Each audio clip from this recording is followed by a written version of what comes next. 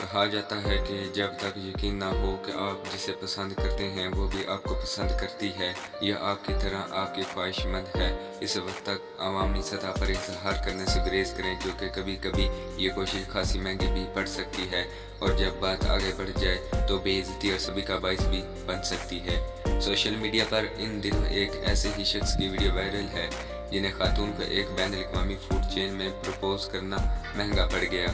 Viral video جنوبی افریقہ کے شہر جوہانسبرگ کی ہے، جہاں ایک سیاہ فام شخص نے خاتون کو انگوٹھی سے پروپوز کرنے کی کوشش کی، لیکن عورت نے اسے دگنی سنا کر چلتی بنی۔